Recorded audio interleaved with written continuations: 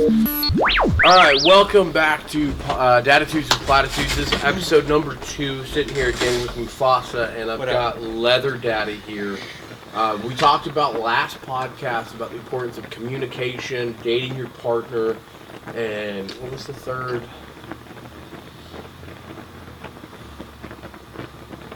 Anyway, we've all been drinking a little bit. Valuable lessons. Valuable lessons.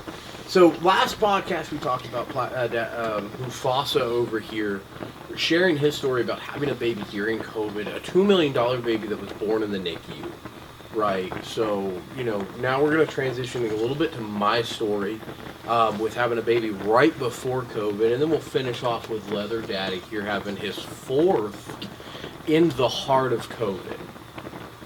So, again, to kind of reiterate what this podcast is about dads talking about dad stories to share with other dads, partners that are expecting, any scenario that you can think of where we can offer any kind of insight at all. This is meant for you. And again, we're not making a dime off of this, so this is a whole solely based for your benefit, your enjoyment, whatever you want to call it. But at the end of the day, if you want us to talk about something, let us know. We'll look at the comments, we'll talk about it, and we'll fit it into our next podcast. Because, hey, being a dad is tough, and we're here to help.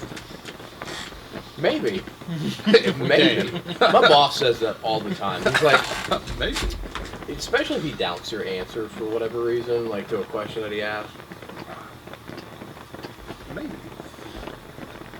So, to kind of give you a little bit of backstory, I know we kind of skipped it in podcast 1. Mufasa over here. Go ahead and describe your family dynamic. So we have one beautiful baby girl, and it's my wife and I. We have a very involved family, a great support system, a great group of friends and family, and we're very open, very communicative. Not open marriage. Not open marriage. Get that right. And I work from home, and my wife stays at home during the day and tutors a little bit in the afternoons. So awesome, great family dynamic. We spend a lot of time together, and we also have great individual lives, right? We get to do our own interest, get to grow together, and it's been amazing 5 years that we've been married. Yep.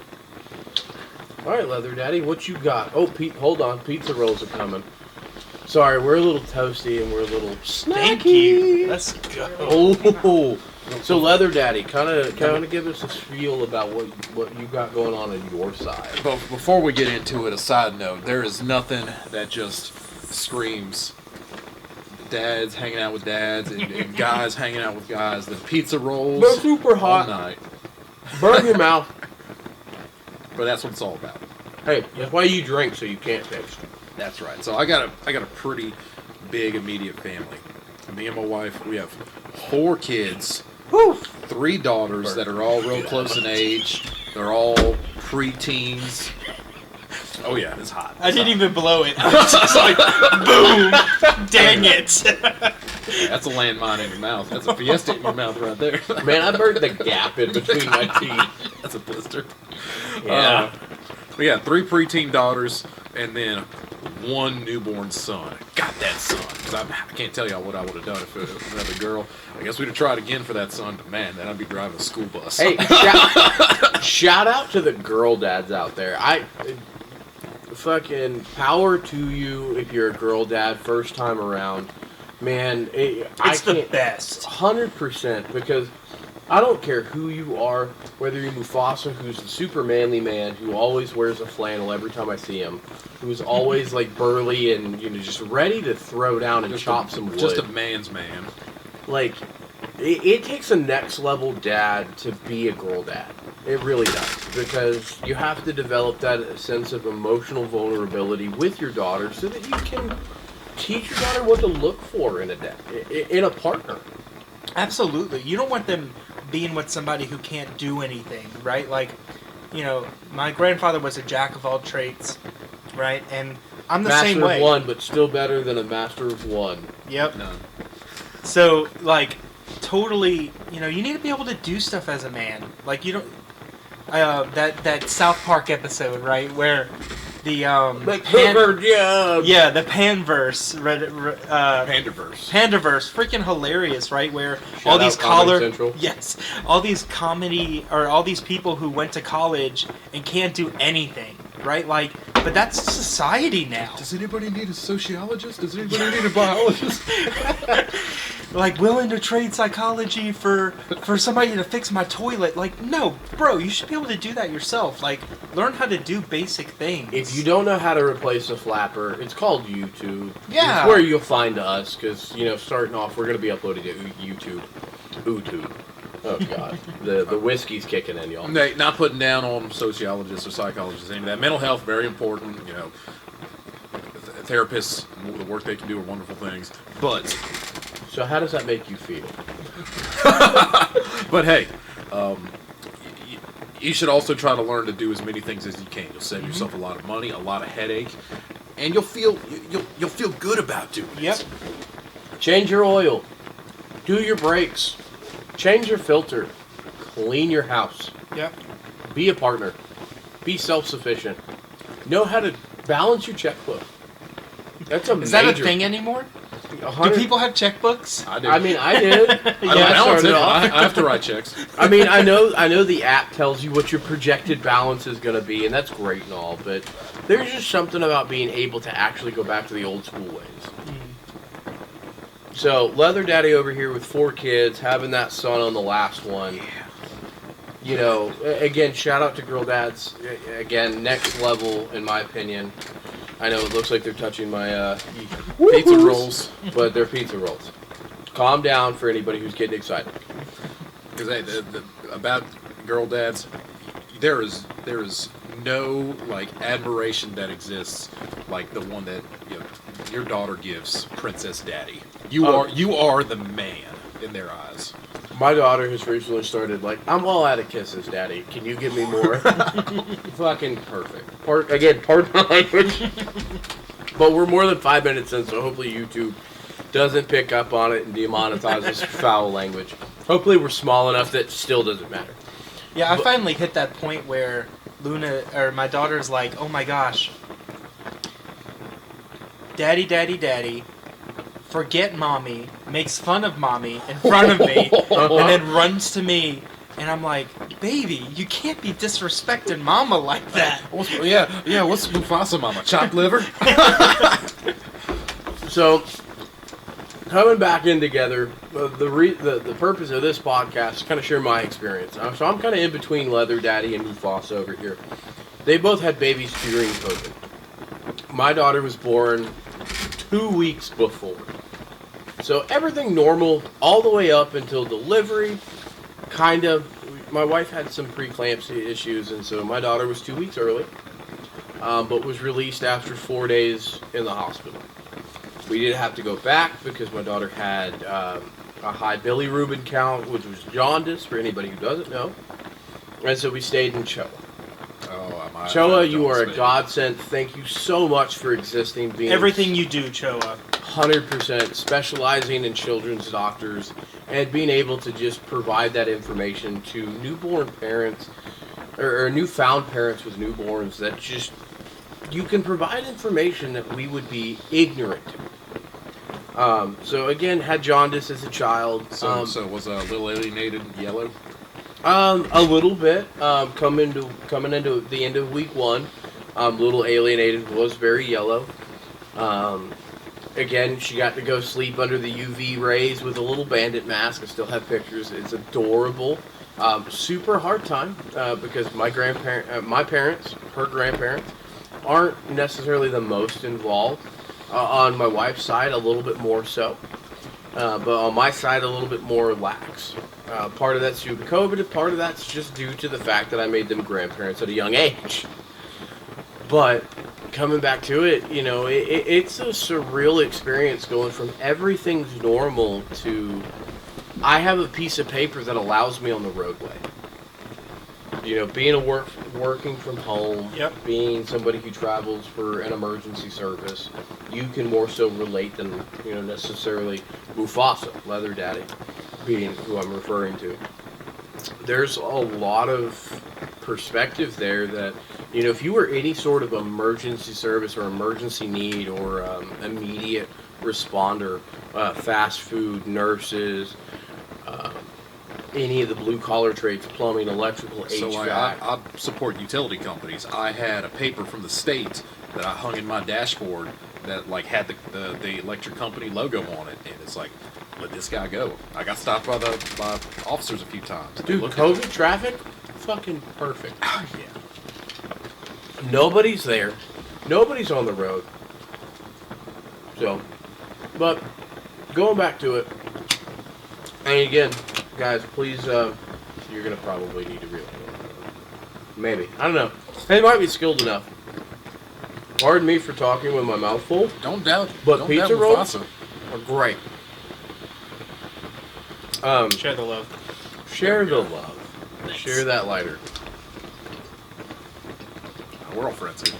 So, going back to it, you know, it's a huge awakening going from what would be a normal pregnancy with a risk of preeclampsia. You have a little bit of jaundice, so you have to go do a UV light treatment, which is regularly common for babies, especially born with jaundice. But then getting the COVID outbreak. So where he had his pregnancy during COVID and found a workaround to where up until his daughter was born, you know, he had a way to visit and be present. Then after his daughter was born, it was more so secluded because she was in the NICU. And maybe even so a little bit more than Leather Daddy, because Leather Daddy's pregnancy period was during the first years of COVID. And then when the baby boy was born, you know, that was during the tail end of COVID. the tail end. I can explicitly remember coming home,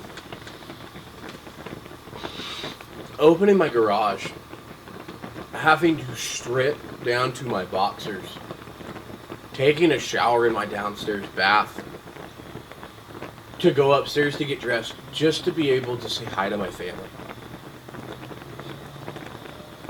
It is the most surreal awakening experience, I can say, that you run the risk of being emergency services or an immediate employee that requires working through a pandemic to just, you put your family at risk. And I'm not saying that any job is worth it. And I think every job, depending on your contract that you have with them, depending on the service you provide for them, is worth it. But that surreal experience, I cannot tell you how many showers I took downstairs. I can't.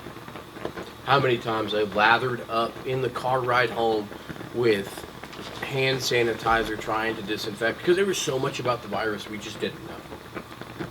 And it's ridiculous because the level of decontamination that anyone had to go through, it was just as stringent, if not more at times, than working in nuclear plants. And I would know. I've been there. I've had to put on the radiation suits, go into the rad zone, and then come out, and you got to take all those clothes off a certain way, but then we didn't have to shower afterwards. Yeah. You got to take that next step. For something that, having the knowledge now that most people didn't really affect, right? So like, for me, I got COVID twice. I was asymptomatic. I was fine. I think I had sweats one night, and that was it. I had 3 times. All I ever had was a headache. Yeah.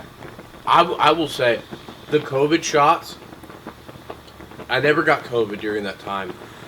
Thankfully, or at least diagnosed, right? Yeah. Whether through an in-home or a swab that you had done. Never got COVID. But I will tell you, the COVID shot, I ended a family dinner early. We were out at a Mexican restaurant right next to us, literally 5 minutes from driving. And I left early, my wife with my family, not her family, my family, and my daughter, to finish the dinner because I just felt like just absolute trash. I had sweats, I didn't feel good, my head was hurting. My head's kind of hurting, but that's because I'm like 6 glasses in. Regardless, it's just, it was a different time. You know, whether people want to admit it or not. It was a different time struggling through COVID.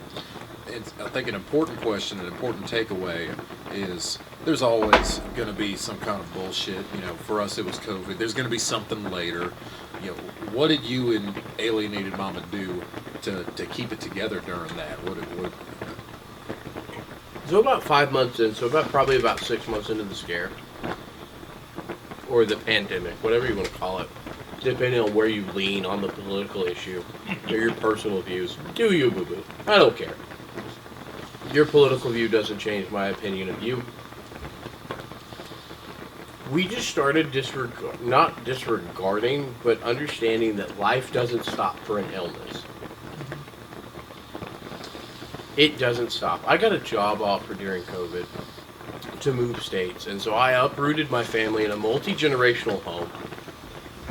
So my wife's parents lived with us during the beginning of COVID. So we had 3 rooms out of our house.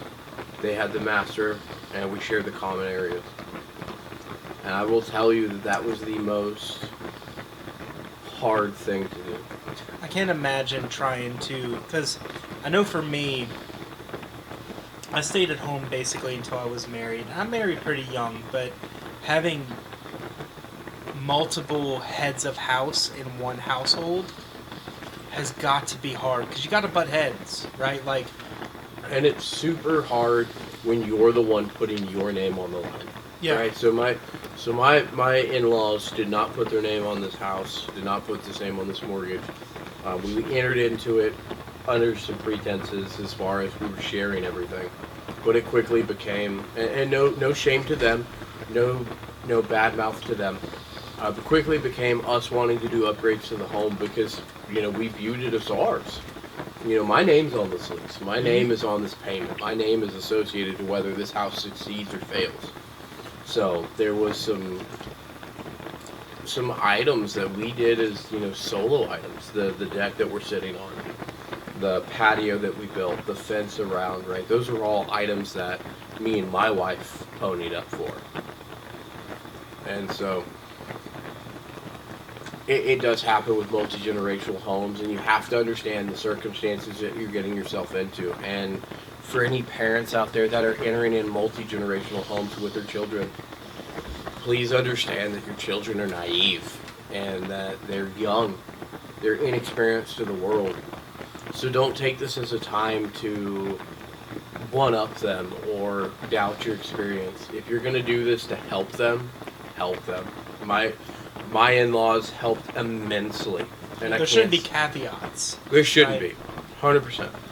And dudes and dads, there are going to be situations where you might be in the position where you need to do some help. I've been in kind of a strange flip scenario where it was around it was probably 7 years ago, maybe 8, where...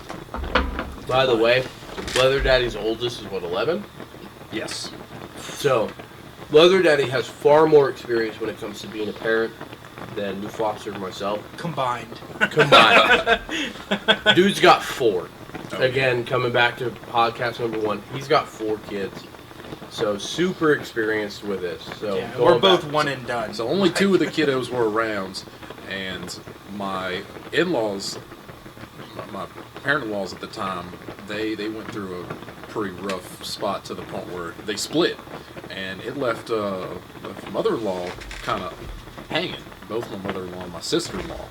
And so in order to step up and do the right thing, we had some extra rooms in the home. We opened that up to them, but we set some clear expectations of, hey, we're helping you out. We're not going to stay in this home but for another year as a rent house. We can't renew the lease on it.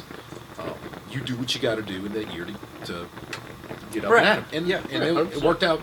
There were some little button heads about mother goes into now a weird situation where there's multiple heads of household. She used to be the mom. It was a strange time for everybody, but coming back to a core concept, clear communication. Yep. You work that out, and you can get through most of the issues. communication, if you notice anything about this podcast, communication is going to be key and integral in any relationship you develop. Whether it comes to your friends as you're sitting out here on the back porch doing a podcast with you, or whether it comes to your parents or your significant others, or even your sisters, your brothers, your aunts, your uncles, your cousins. They're not mind readers. They don't know what's going on in your brain. If you have something that's bothering you, you have to communicate. You have to. And you have to have the ability to trust that the person like Mufasa or Leather Daddy are going to understand that what I'm saying doesn't come from malintent, doesn't come from anything outside of the fact that, like, hey, I'm struggling with this. Can you help? And so, full circling that, back into, the COVID era. I got a job offer to go be a manager down in Panama City at a company that's privately owned. I'm not going to not drop their name. If they see this, kudos to you for being super successful. But you're not going to succeed at everything you do. I didn't succeed down there. Down there, my wife had to build a community and ultimately have to leave that community because I, as the provider, didn't do my job and succeed. And it sucks. But it happens. You're going to fail. You're going to have those trials and tribulations, however you want to relate them to, that you're going to show up and you're going to fail. And if you haven't experienced failure, kudos to you. It's coming your way. Be prepared for it when it knocks you down. It's going to knock you down a couple of pegs. But grow from it. You take it and you grow from it. Yeah. I know that I'm not a super hard stickler for the rules, right? So, like, my company has operation procedures and things that require of it. I'm not going to, hang someone's career off of being 15 minutes late to work. I'm going to work with them, especially if they're a performer. At the end of the day, you all have things going on in your life. Yep. And so, again, going back to it, I didn't succeed down in Florida. So we had to move back into the house that we'd rented out to my in-laws and unfortunately tell them, hey, look, this is your 90-day notice to find alternate arrangements. That was probably one of the most uncomfortable conversations I've had to date in my life. We're sitting around the table on the 27th of December, 2021. I got terminated early in 2021 December timeframe, right around the 17th. So a couple weeks had passed by. I had to tell parents of my wife and people who have treated me very well. Hey, because I have to provide for my family, I need you to find other arrangements. And that was hard. It's hard telling somebody who wants nothing but success for you that, hey, I can't help you anymore. Not that they needed my help. I mean, the individuals involved in the story are very capable of taking care of their own and have done successful in their own ventures. But again, that experience that is very wide, eye-opening, very widening to your perspective and your horizon. And, whereas Mufasa's parents may be a lot more supportive in the regards of being taken care of in a good position, not everybody's parents are like that. And also, it's hardwired in a head of household to be the supporter, right? To be the earner, to be the one who provides, right? And having to, in a situation, admit, hey, I can't do that for a minute. I can't do that for a minute. I have to provide for my immediate family, the family who I am tasked with being responsible for. It's hard to admit that, hey, this needs to be done, and I'm sorry I have to put you out, but I'm in charge of this group of people, and this group of people is what's most important right now. Y'all, you need to make sure you have a wide lens on life, and life is a journey, and it's going to have ups and downs. And when you're in the ups, the best thing that you can do is be of a giving nature, support those who are in those lows that want to better themselves, and when you're in your lows, communicate. Raise the flag. Let people know that you're either not doing okay, or you need help, or you've got to downsize to take care of you. And it comes back to just, as a provider, as somebody who your family depends on, right? You have to be able to recognize what you can and can't do. 100% you're going to support the people around you, like these two individuals that are sitting here talking on a podcast that I've wanted to do for I couldn't tell you how long. But at the end of the day, you have to be able to recognize what you can and can't do. And I think everybody needs that sense of self-perspective. Because there's going to be times where you try and fail. Yep. And that's okay. It's going to happen. Yep. And it's important that you have a group of people that can build you up. Building the tribe. Yep. Build you up afterwards. So we're going to go ahead and cut to our first break in this podcast. And then when we come back, we'll kind of further into my side of the story as far as what experiences happened during COVID. So we'll be back in just a few minutes.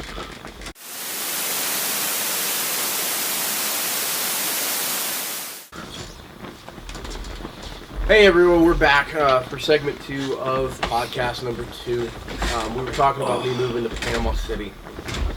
So I just want to give a quick shout out to the partners out there that go out and find the communities and build the tribe.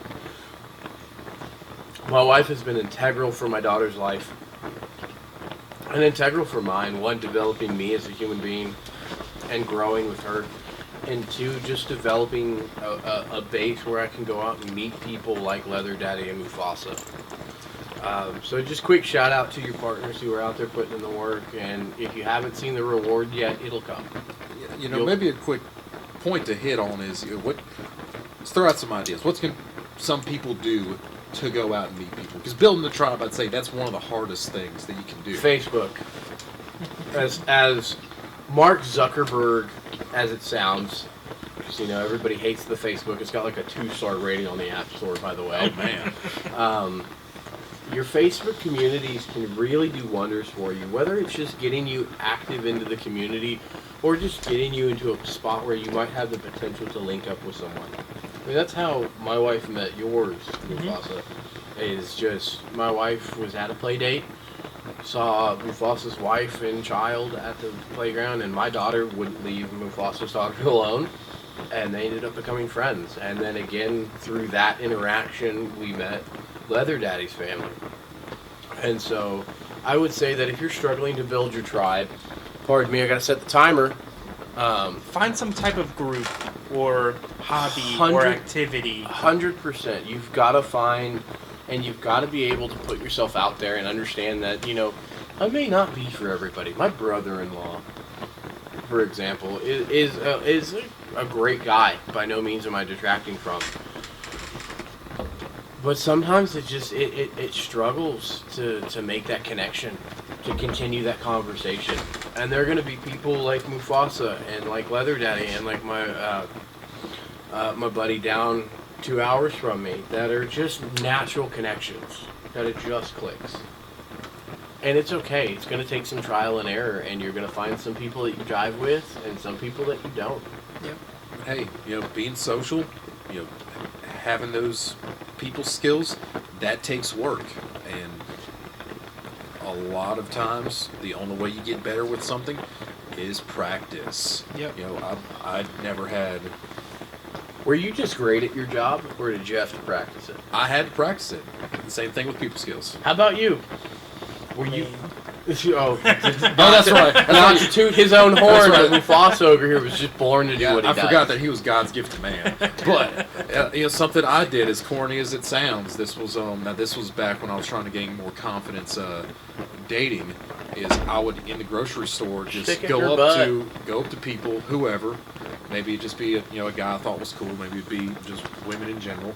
I'd ask them the stupidest questions, like, "Hey, I'm having trouble picking out what's a good avocado. Can you help me?" Innocent questions.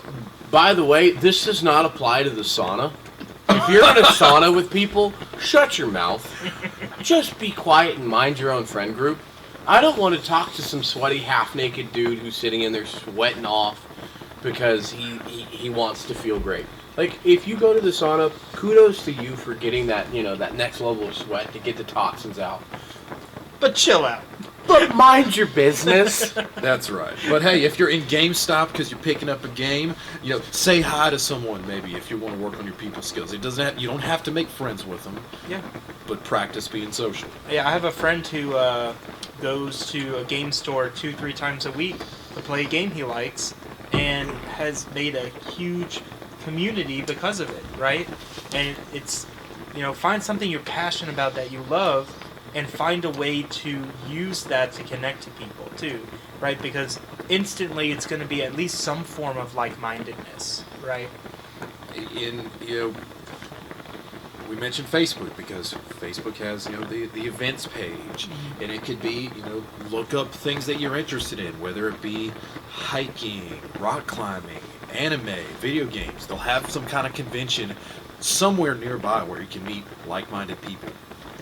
Yeah. And again, don't be afraid to put yourself out there. You're going to get burned. You're going to have trials and errors. It's going to happen. But understanding that you as an individual need a tribe and need someone to hang on to. And you have something to offer, right? Like, everybody has something to offer. It may not seem super important or super awesome, right, to you, but I was always told that something that seems easy to you may be super hard for somebody else, right?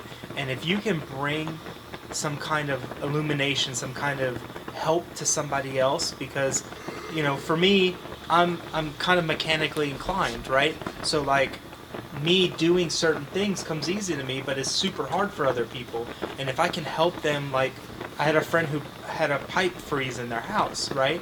He's like, I have no idea how to fix this. It burst, and they want $1,200 to fix it.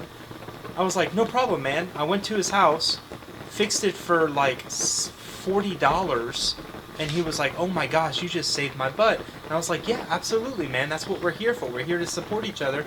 This is something I can help with, something you're not necessarily good at. But this guy, super good at IT. If I have an IT question, I'll reach out to him, right? So we all have something we're good at, something that we can bring to the table, and use that to reach out to people, because a lot of people need help. A lot of people are also looking for community, especially as men.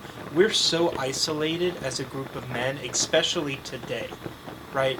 Back in the 50s, it was back to, all the men you worked with, you did everything together. You worked for the same company for 60 years. You did everything, right?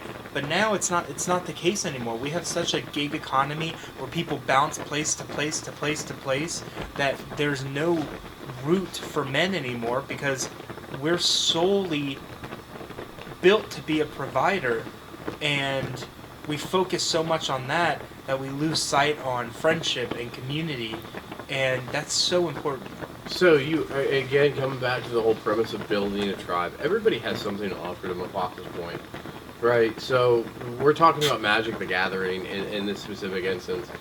Home Slice over here taught me and maybe Leather Daddy a lot of what we know. But Leather Daddy has a complete different play style than I do. He also is very handy, very mechanically adept. If you don't have a skill, I definitely encourage you to learn a skill or develop a skill. And even if you're still working on those skills, maybe you don't have like something I'd say is like marketable or things like that, some kind of tangible skill. You still have things to offer. Don't put yourself down. Yep. Maybe you're the uplifting spirit in the group. Everyone needs a ray of sunshine. Maybe you're the funny one. Maybe you're the compassionate one. There is something about you. Maybe you're the one that dominates chest day at the gym. Hey, someone's got to be that guy. We can't all be freight train alienated. Sometimes leg day comes in clutch, and sometimes pull and back day is the best. To his point, I mean, everybody has something to offer, whether you think it's valuable or not. somebody else is going to see value in it. And it's finding those people that allow you to dot on your abilities and grow. And, you know, Mufasa over here has gotten me and Leather Daddy into cigars and Magic the Gathering. And you know, both, I can only speak for myself, but I really enjoy it. And just hanging out regularly, right? Having a tribe that you know you can reach out to, right? I feel like both of y'all were pretty isolated before, right? And, you know, we have a community now that they didn't even know was possible at the time, right? Because our focus was to be the head of the household, to provide, and it was almost to a point of reckless abandonment for ourselves. And it's detrimental. If you find yourself on a little island, all you got to do is put yourself out there on your little rowboat of hope, and you can find a rowboat of hope. I like that. That proved. Just continue to row. Just go to the gym and do rows. That's right. Grow them wings so you can fly away to your next group. But to full circle it, I mean, coming back to, you know, moving to Panama. Yeah. In the midst of COVID and having to deal with that, you know, and Panama City, Florida, definitely more right-sided than, you know, a lot of the country. I know there's a lot of controversy in the politics side of it, but even in the midst of COVID, you had people who were willing to, you know, put themselves at risk to develop that tribe. And again, don't be afraid to fail. I failed. And I'm not saying that I'm some guru expert. I'm a senior level manager at a pretty reputable company. And it happens. You're going to try. You're going to fail. It's all about how you pick yourself up. I don't think anybody out there that wants to succeed, that has the drive to succeed, is going to stay down and be down. They get up. Apply for jobs. Find something that you want to do. Find something that works for you. And that failure led to a community that you now have that's so strong, that's been empowering you, that gives you opportunity to grow. Except that you on wouldn't leg have day. had, except on leg day. Except on leg day. We're still lacking in leg day a little bit, but... Yeah. Leather Daddy. Yeah, speak for yourself here. my man on leg day just demolishes. But to Mufasa's point, 100%. I mean, things happen for a reason. Whether you believe in any religion or whether you believe in the universe that's just looking out for you and has a plan. Don't be afraid of failure. Learn from it. And don't let failure prevent you from taking risks. Yeah. You know, in COVID, I must have been nuts for trying to do this, but August of 2020, all within the same week, we managed to have a wedding. I started school again, and I started a business unit at a company. Woo, man. And it all worked out. And it could, and maybe it wouldn't have. There's a chance it couldn't have. And it would have been okay if it didn't. Take your shot. You miss 100% of the chances you don't take. Cheese ball. Dad approved. Cheese ball, dad approved. It's just one of those things where, like, you have to just develop that friend group and you have to develop that support system and tribe that's going to push you to that next level. I did not grow up in a super wealthy home, and I can't attest to any of them here. I did not. But I didn't either. if you want to change your life, if you want to put yourself up for success, it comes from your hard work, your sweat, your commitment. That goes to your family, that goes to your job, that goes to side hustles, that goes to hobbies, that goes to your fitness level. It all starts with showing up. I got a little ritual I like to do every morning. A pep talk kind of, where I go and I look in the mirror and I look at myself and I said, hey, yesterday and every day before that, you did it right. Let's do it again. So if you can't do that in the mirror, figure out what you need to be doing to do it right. Start doing That's so much better than mine. So Mine is, don't be a bitch. so in the Army, they have a very similar saying to Leather Daddy over here. It's every day you have to look at yourself in the mirror and unfuck yourself. I mean, that's what it is. I mean, if you want to go out there and be successful, if you want to go out there, and I'm not saying that any of us sitting in front of you are super successful, because I don't think either one of us have hit that ungodly level of money where we can just go out and buy a $500 bottle of liquor, or go out there and spend an astronomical amount on a hobby. But each one of us has developed our trade, gotten into a good position where we can either provide for our family or be there for our family, or both. Yeah. Like, you have to understand that, like, this is 100% skill based by your determination. If you want it, you'll realize it. But hey, if it's a skill issue, you just got to get good. Yeah. Just be better. Just be better. Be better. Or at least try to be better. Every day, try to be 1% better than you were yesterday. And so, coming back, we moved back from Panama City to where we live now. Got back with my old company that I had before I took the new job offer. And things clicked. Things happened. I'm not saying that my company is a company that suits all, because it's organized chaos, and these two can attest that I do some pretty just off-the-wall stuff for my job to make sure that my job functions. But it's about that commitment. If you want to provide, if you want to support, if you want to be successful, it all comes down to you. And so with being a dad, you also have to balance work, husband, father, and yourself. And honestly, you put yourself fourth. I know a lot of the Christian belief is you put yourself third, God, and then your family, and then you. In modern day society, unfortunately, it's you're fourth.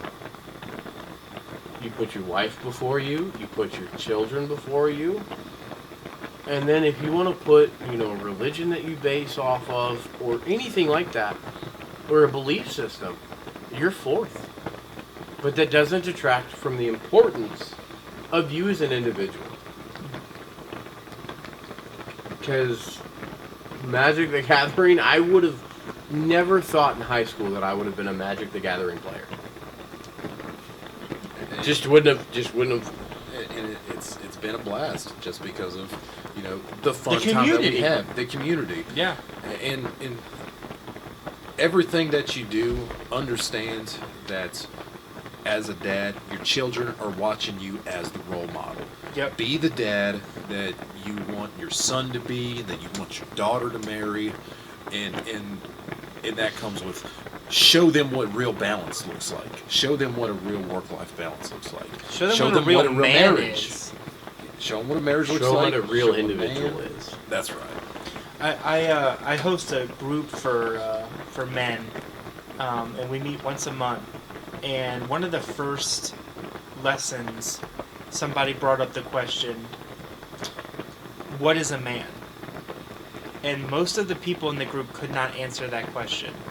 And the person said straight up, how can you want to obtain something you don't even know what the definition is? And I was like, that is incredible, right? So I think having a goal that you even know what that means, right? What does being a man, being a provider, being a whatever mean to you? And how can you obtain that? What can you do to take steps to be what you want to be as whoever you are in your family dynamic? And a key part of that sentence is, what does it mean to you? Right. Because it's going to be different for you than it is for Leather Daddy, than Alienated and Mufasa. I mean, everything is curtailed around your experience in life. Whether you succeed, whether you fail, whether you're going through being a dad, whether you're going through being a partner, whether you're going through having crazy hair because you put in product and you wore a beanie for whatever case. I mean, everything is curtailed around you. You make your life for you. For who you value as important, who you put emphasis on. That's all it is. Is focusing on the people who bring joy in your life. And invest time in being as good as you can be in whatever aspect that means, right? If you love being a dad, invest as much time as you can be in that. If you're meant to be a husband or a wife, invest as much time as it takes to be what that needs to be in that situation, right? Because for the things that you love, you're going to devote time to, you're going to devote money to, right? And both of those things are important. I know, again, as a Christian, the Bible says where your money is, that's where your heart is, right? So if you're investing money in your family, your heart's there, right? So invest time, invest money into the things that you care about so it can grow. So even if you aren't religious, where you put your focus on is where you'll see the most impact. Yeah. And I think that goes through any religion, goes through anything that you do in life. If you focus on something, you will see a benefit from it. Whether it be a positive or a negative, you'll see a reaping from it. So what benefits have you seen for you and your family with the focus that you're able to provide here and now? You can't count it. You can't count it. Me and my wife, thankfully enough, are in a position where we can put money away and take care of our daughter and budget so that my daughter has the ability to go out and do play dates. But additionally, the focus that you drive on your friends, the development of our friendship over the past 3 months. Guys, these aren't people that I've spent 10, 15 years with. It feels like it. It definitely does, but they're people I met 4 months, 5 months ago. Max. But we've invested the time and the money and the care into growing relationships. 100%. You have to Leather Daddy's point, like what you focus into is what you'll get. So if you want to build a family, if you want to focus on your friends, if you want to be that individual that just goes out there and just knocks it out of the park, you invest in it. You spend time, you spend thought, you spend effort into it. So investing in your family, you're talking about the moving up here and what's changed in your life. What's going on right now? How has the investment you've placed reflected in your family now? So I can't express how blessed I am right now. As somebody who identifies as Christian, I don't go to church particularly, just because of personal beliefs sometimes. But the amount of reaping a reward from my wife putting in a lot of effort to develop a friend group where I was able to meet these two individuals and develop a strong friendship and strong kindling with, and building a tribe. I know if I call Leather Daddy or if I call Mufasa, they're going to be there for me. And I know vice versa. If any one of them call me in the middle of the night, I'm going to get my butt up, I'm going to put my pants on, and I'm going to figure out what I can do to help. But, it's just... you can't put a price on being able to support and lean on. Shoot, so, an anecdote, it might have been a month ago. My wife and the Mufasa mommy, they were heading to the gym, and my wife, she gets a flat tire.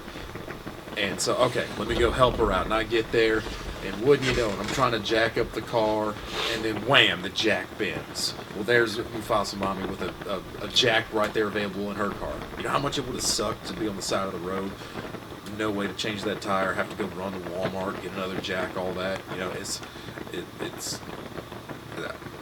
I can't express how thankful I am for these guys. And I would say the same, not to sound all mushy because I'm drinking, but these people are like brothers. If you invest into your tribe, if you invest into the people who build value in your life, you will see that reward. You will see that friendship, that kindliness, that just overall arcing theme of family come into play. Again, not to dot on Mufasa's mother, but honorary grandparent. It's one of those things where you wouldn't have thought it 6 months ago, but now you wouldn't have thought it any other way. You wouldn't have imagined it playing out any differently. But you have people in your life that provide value. Leather Daddy over here, my daughter is best friends with his second youngest. just absolutely adores going up and down escalators, wants to share all of these different, experiences. They would attach each other at the hip if they could. Absolutely. And also talk about the trust, right? So you don't trust your daughter with anybody.